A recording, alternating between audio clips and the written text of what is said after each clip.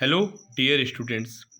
This is Abhishek Tiwari sir from अभी coaching institute और आज हम करने जा रहे हैं chapter number 1 electric charges and field का लेक्चर नंबर 2। ओके, हमने ये सीरीज स्टार्ट कर दी है। रिटन में मैं इस प्रकार से कॉपी में ही आपको समझाता चलूँगा। ये थोड़ा सा इजी भी रहता है मेरे लिए भी और आपके लिए भी। ठीक है, इसमें लेक्चर नंबर 2 में हम पढ़ने वाले हैं कूलाम्स लॉ के बारे में, उसके लिमिटेशंस के बारे में। देन हम पढ़ने वाले हैं principal of superposition of forces. ठीक है, हम पढ़ लें कूलाम्स लॉ क्या है, देन उसके लिमिटेशंस क्या, मतलब कहाँ पे अप्लाई होगा, कहाँ पर अप्लाई नहीं होगा। Then principle of superposition of force, मतलब मल्टीपल चार्जेस के बीच में जो फोर्सेस लगते हैं उनके बारे में हम पढ़ने वालेंगे। ठीक है, लेक्चर नंबर 2 है, बाय अभिषेक तिवारी है, हमारा है एमएससी फिजिक्स से, मास्टर ऑफ फिजिक्स। ओके, सो कुछ न्यूमेरिकल क्वेश्चन, जैसे एक न्यूमेरिकल क्वेश्चन ये हुआ, एक न्यूमेरिकल क्वेश्चन ये हुआ। ठीक है, और भी न्यूमेरिकल क्वेश्चन। ये न्यूमेरिकल क्वेश्चन जो है ये चैप्टर 2 का भी कुछ कॉन्सेप्ट लगेगा, नहीं समझ में आता है तो पूछ लीजिएगा कमेंट सेक्शन में। देन अगेन ये क्वेश्चंस है हमारे पास कुछ, इसके आंसर्स मैंने लिखे, आपको थोड़ा सा अच्छे से समझना है इसको ना, इसको सॉल्व करना होगा और इसको भी सॉल्व करना होगा। ये सॉल्व आप कर पाएंगे लेकिन किस समय के बाद, जब आप इस लेक्चर को अच्छे से ध्यान से पढ़ पाएंगे।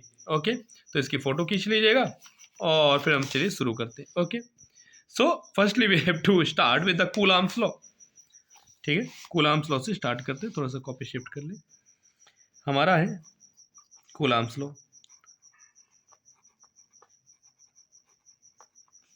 कूलाम्स लॉ, चलिए कूलाम्स, देखिए आपने ये तो पढ़ा था कि प्लस वाला चार्ज क्या करता है, प्लस वाले चार्ज को अट्रैक्ट करता है। प्लस वाला चार्ज माइनस वाले चार्ज, सॉरी प्लस वाला चार्ज प्लस वाले चार्ज को अट्रैक्ट नहीं करता है, क्या करता है, रिपल करता है। और प्लस माइनस को क्या करता है, अट्रैक्ट करता है। मतलब मान लीजिए आपके पास यहाँ पर एक चार्ज है जिसका नाम है Q1 और इससे कुछ डिस्टेंस, सपोज कर लीजिए डिस्टेंस को हम R ले लेते हैं। ठीक है, R डिस्टेंस पे एक दूसरा चार्ज है हमारे पास जिसका नाम हमने दे दिया Q2। तो इन दोनों चार्जेस के बीच में इलेक्ट्रोस्टैटिक फोर्स लगेगा। अब वो फोर्स हो सकता है अट्रैक्शन का, वो फोर्स हो सकता है रिपल्शन का। तो क्वेश्चन ये है फोर्स लगेगा, ये तो हमने पहले वाले टॉपिक में पढ़ लिया। कितना फोर्स लगेगा वो आपको पता चलेगा कूलाम्स लॉ पर। ठीक है, तो कूलाम्स लॉ के हिसाब से आपको बता दें, इन दोनों के बीच में लगने वाला फोर्स, इसको Q1 नाम देते हैं, इसको नाम देते हैं Q2। इन दोनों के बीच में लगने वाला फोर्स इन चार्जेस पर डिपेंड करेगा, बिल्कुल चार्जेस पर डिपेंड करेगा। किस प्रकार से डिपेंड करेगा भाई साहब, जितना ज़्यादा चार्ज होगा उतना ही ज़्यादा फोर्स। मान लो 0 कूलाम ये है, 0 कूलाम ये है, क्या फोर्स लगेगा? नहीं। ये +1 कूलाम है, ये +1 कूलाम है, प्लस प्लस रिपल्शन होगा, दूर भगाए जाएंगे। ठीक है, प्लस माइनस हो, अट्रैक्शन होगा, एक दूसरे को अट्रैक्ट करेंगे। मान लीजिए 10 कूलाम, तो ये 20 कूलाम, जितना ज़्यादा क्या होगा आपका चार्ज होगा उतना ही ज़्यादा क्या लगेगा, फोर्स। तो फोर्स किस पर डिपेंड कर रहा है, चार्ज पर और डिस्टेंस पर डिपेंड कर रहा है। ठीक है, चलिए पहले मैं आपको लॉ लिख के बता देता हूँ, तब उसके बाद हम इसके बारे में और डीप में समझ पाएंगे। ठीक है, so according to this law, the force of attraction, the force of attraction और रिपल्शन, या तो अट्रैक्शन का फोर्स हो सकता है या तो रिपल्सन का फोर्स हो सकता है। Okay, the force of attraction और repulsion between two stationary, stationary मतलब रुका हुआ, पॉइंट चार्जेस, बहुत छोटे चार्ज होना चाहिए।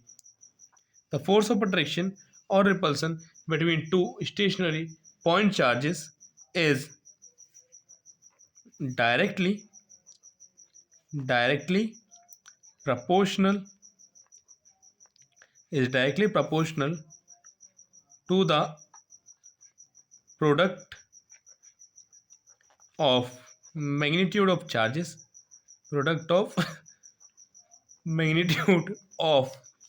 charges, and inversely proportional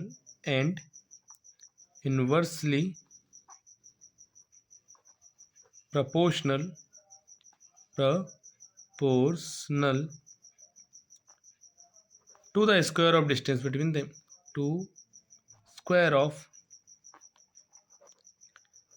distance between them। ठीक है, ये हमारे पास क्या है, कूलाम्स लॉ है। इसका मतलब समझेंगे, कूलाम्स लॉ में ध्यान से समझेंगे, द फोर्स ऑफ अट्रैक्शन और repulsion between two stationary point charges, दो पॉइंट चार्ज है इन दोनों के बीच में अट्रैक्शन का फोर्स हो या रिपल्सन का फोर्स हो, ये किस बात पे डिपेंड करता है, इनके मैग्नीट्यूड के प्रोडक्ट के डायरेक्टली प्रोपोर्शनल Q1 मल्टीप्लाई में Q2, जितना ज़्यादा चार्ज होगा उतना ही ज़्यादा क्या लगेगा, फोर्स लगेगा। अब बात करते हैं डिस्टेंस पे, डिस्टेंस पे कैसे डिपेंड करता है, डिस्टेंस बढ़ाने पे फोर्स कम हो जाएगा या डिस्टेंस बढ़ाने पे फोर्स बढ़ जाएगा। एक एक्सपेरिमेंटल समझते हैं, मान लीजिए हमारे पास एक मैग्नेट है, ये नॉर्थ पोल है, ये साउथ पोल, एक पिन को यहाँ पर रखते हैं तब ज़्यादा अच्छे से खींचेगा, एक पिन रख रहे हैं वो मैग्नेट का साउथ पोल उसको अट्रैक्ट कर लेगा। पर यदि मैं एक पिन यहाँ रख दूँ और इस पिन से आगे कहूँ कि आओ जाओ चिपक जाओ, क्या ये चिपकने वाली है? शायद नहीं, क्योंकि ये डिस्टेंस दूर हो गया। इसका मतलब डिस्टेंस बढ़ाने पर फोर्स की वैल्यू क्या हो रही है, कम। ठीक इसी प्रकार से यहाँ पर भी होगा, the force is inversely proportional to the square of distance, so F is directly proportional to 1 upon R square, F is directly proportional to Q1 into Q2। इन दोनों को कंबाइन करना चाहें तो हो जाएगा F is directly proportional to Q1 Q2 divided by R square. Physics में यदि आप 12th क्लास का वीडियो देख रहे हैं तो इसका मतलब आपको ये वाली बात पता होगी, इस प्रोपोर्शनलिटी के साइन को हटाने के लिए एक कांस्टेंट लगाया जाता है।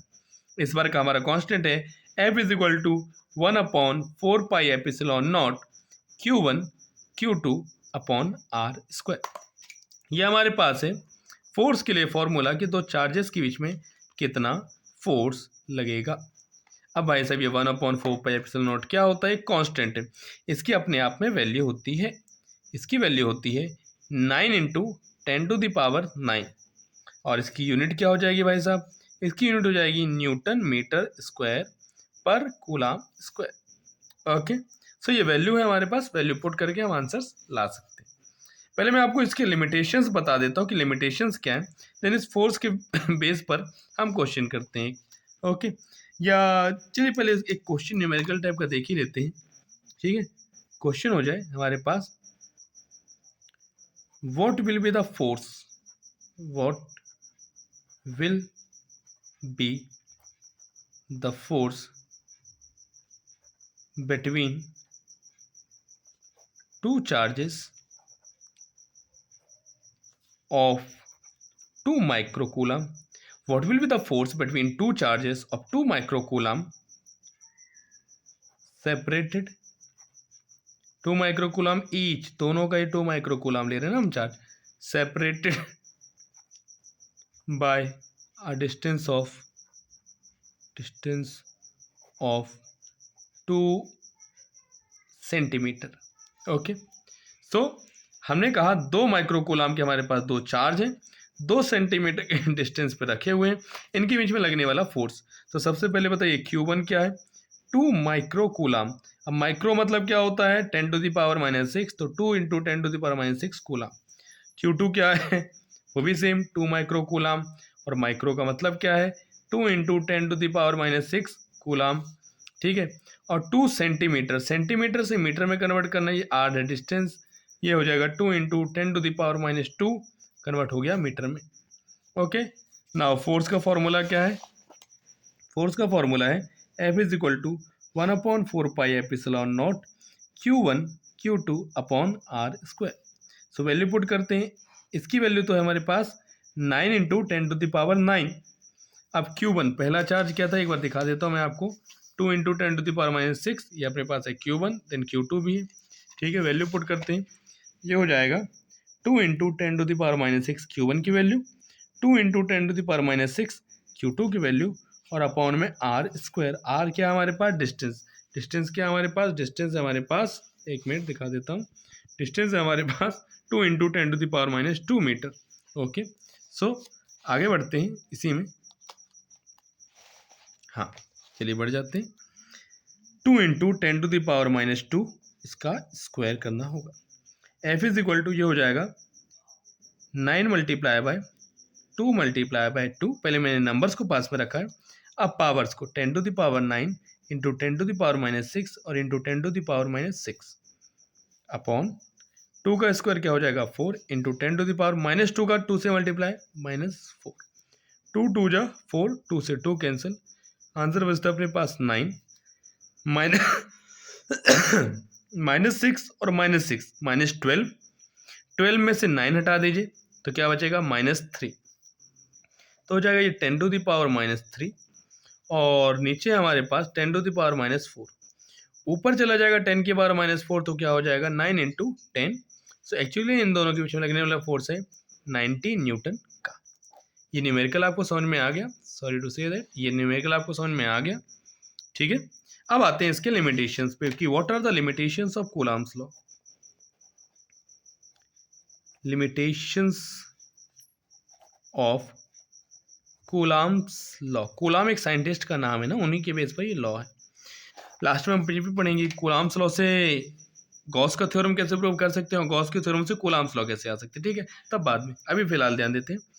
पहला लिमिटेशन, होने चाहिए हमारे पास चार्ज रुके हुए। यदि चार्ज दौड़ रहे हैं तो कूलम्ब्स का लॉ, मतलब ये फोर्स का फॉर्मूला जो हमने यूज़ किया है, इसको आप यूज़ नहीं कर सकते, ठीक है। सो चार्ज मस्ट बी स्टेशनरी या charge must be at rest, ये पहला अपने पास लिमिटेशन है। चार्ज यदि दौड़ा तो फिर आप ये फॉर्मूला यूज़ नहीं कर सकते। चार्ज को किस में होना है, कहा है, रेस्ट में होना है। सेकेंड पॉइंट पर आते हैं, ठीक है। Charge must be point charges, होने कैसे चाहिए, पॉइंट चार्जेस। यदि चार्ज पॉइंट चार्ज, छोटे छोटे चार्ज के मुकाबले बड़े बड़े चार्ज हुए, 200 कूलम, 3000 कूलम, 4000 कूलम, यदि ऐसे हुए तो भी ये फोर्स अप्लाई नहीं होगा। पहला, charge must be at rest, charge को रेस्ट में होना चाहिए। Charge should be point charge, charge should be point charge. और थर्ड लिमिटेशन है, डिस्टेंस बहुत ज़्यादा छोटी नहीं होनी चाहिए। डिस्टेंस यदि 10⁻⁻15 मीटर तक गई, इफ डिस्टेंस, यदि डिस्टेंस हमारा क्या होता है 10⁻15 मीटर, मतलब न्यूक्लियर साइज तक जाती है, तब भी ये डिस्टेंस इससे कम हुई, आर की वैल्यू इससे ज़्यादा होनी चाहिए। यदि आर की वैल्यू इससे भी कम हो जाती है, if 10⁻⁻15 is metre is greater than R, यदि आर की वैल्यू इससे भी छोटी हो जाती है तो भी ये लॉ फॉलो नहीं होगा। चार्ज को रेस्ट में होना है, चार्ज को पॉइंट चार्ज होना है, चार्ज को इस डिस्टेंस से ज़्यादा ही डिस्टेंस पे रखना होगा। ये हमारे पास 3 लिमिटेशन है, ओके। सो अब आते हैं हम इस पर, principal of superposition of charges पर, कि ये है क्या। प्रिंसिपल ऑफ सुपरपोजिशन टॉपिक देख लीजिए, principal of superposition of force, okay. Principal of superposition of force, forces के सुपरपोजिशन का प्रिंसिपल क्या है, समझेंगे इस बात को, ठीक है। मान लीजिए यहाँ पर एक चार्ज रखा हुआ है Q1, यहाँ पे एक चार्ज है Q2, यहाँ पर एक चार्ज है Q3, यहाँ पर एक चार्ज है Q4 और यहाँ पर एक चार्ज है Q5। मान लेते हैं इसका डिस्टेंस इससे R1 है या R2 है, इसका डिस्टेंस मान लेते हैं R3 है, इसका डिस्टेंस R5 है और इसका डिस्टेंस क्या है R4 है। तो ये इस चार्ज के ऊपर ये भी फोर्स लगाएगा, ये भी फोर्स लगाएगा, ये भी फोर्स लगाएगा और ये भी फोर्स लगाएगा।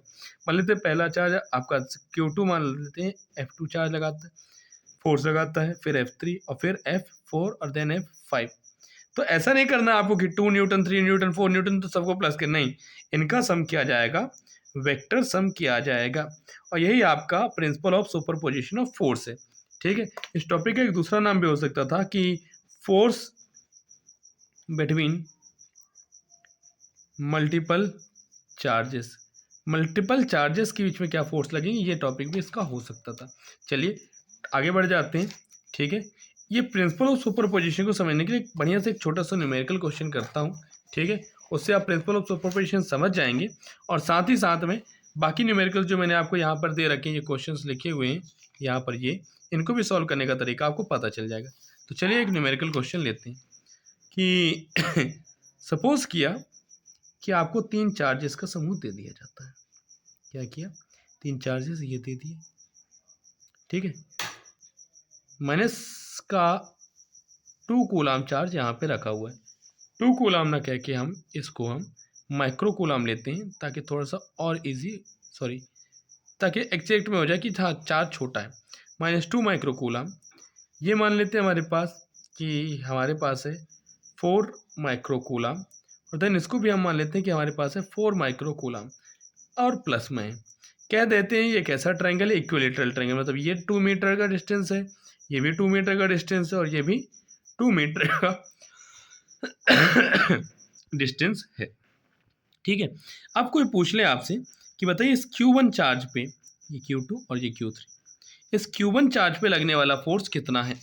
तो बताइए प्लस, समझ क्वेश्चन समझ में आ गया। कह रहे हैं Q1 चार्ज है -2 माइक्रोकूलम, Q2 चार्ज है 4 माइक्रोकूलम, ये भी 4 माइक्रोकूलम, 2 मीटर वाले इक्विलेटरल ट्रायंगल पे रखा हुआ है।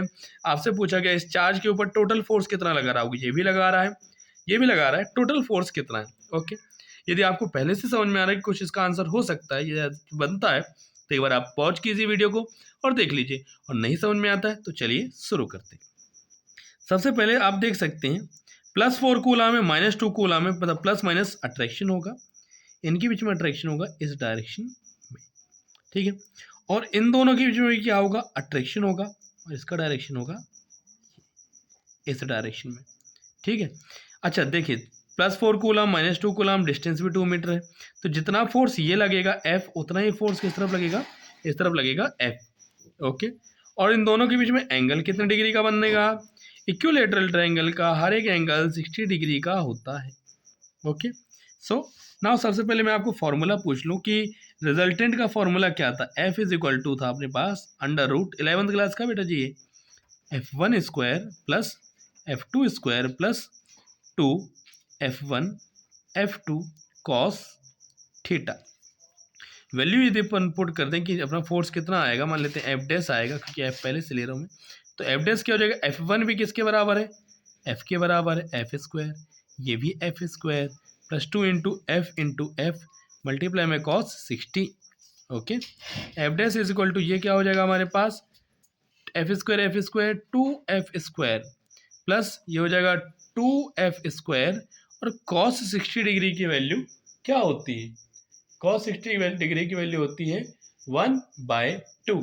ओके, सो कॉस 60 डिग्री की वैल्यू हमने रखी 1/2, 2 से 2 कैंसिल, सॉरी एफ नहीं 2 कैंसिल होगा, एफ 2f स्क्वायर और एफ स्क्वायर टोटल कितना हो जाएगा हमारे पास 3f स्क्वायर √3f स्क्वायर। इस पर थोड़ा ध्यान देंगे, एफ स्क्वायर रूट के अंदर से बाहर आ जाएगा, तो हमारा फोर्स का फॉर्मूला आ जाएगा √3 मल्टीप्लाई बाय एफ। अब एफ निकालना है, इजीली निकाल सकते हैं, कैसे निकालेंगे, √3 मल्टीप्लाई बाय फॉर्मूला होता है 1/4πε0, जिसकी वैल्यू 9 × 10⁹ इंटू में क्या हो जाएगा Q1 Q2, 4 इंटू में 2, 4 2 जा 8, माइक्रो इसका मतलब 10⁻12, ठीक है, अपॉन इसका स्क्वायर, आर का स्क्वायर 2 का स्क्वायर 4, 4 2 जा 8, तो बेसिकली 9 2 जा 18 √3, 10⁻9 और 10⁻12 इंटू 10⁻³ न्यूटन का फोर्स। स्पीड से इसलिए किया है क्योंकि ये नॉर्मली मुझे समझाना बस था, अभी आप समझ चुके होंगे। नहीं कोई प्रॉब्लम हो, कोई समझ में आता है, कोई प्रॉब्लम होती है तो बताइएगा। जब तक ये क्वेश्चन है स्क्रीनशॉट ले लीजिए या नोट कर लीजिए, ये क्वेश्चन भी स्क्रीनशॉट ले लीजिए या नोट कर लीजिए, और इस प्रकार से हमारा लेक्चर नंबर 2 यहाँ पर समाप्त होता है। तो बात वही है कि यदि आपको ऐसे वीडियो पसंद आ रहे हैं तो कीजिए बेटा जी इसको सब्सक्राइब, और सब्सक्राइब करने के साथ साथ आपको करना है लाइक, दोस्तों को कीजिए शेयर, और कीजिए बेटा जी 12th शुरू हो गया है, पढ़ाई चालू कर दो। और भी बेहतर पढ़ाई करना चाहते हैं, सामने आकर क्वेश्चन पूछना चाहते हैं, हमारी कोचिंग का नाम है अभी कोचिंग इंस्टीट्यूट, और इस कोचिंग में आप आकर ज्वाइन कर सकते हैं। हमारी कोचिंग तिलक कॉलेज रोड पर है, आपको पता चल जाएगा। तो कमेंट सेक्शन में कोई प्रॉब्लम होती है तो कमेंट सेक्शन भर दीजिए, और तब तक के लिए गुड डे, थैंक यू, धन्यवाद।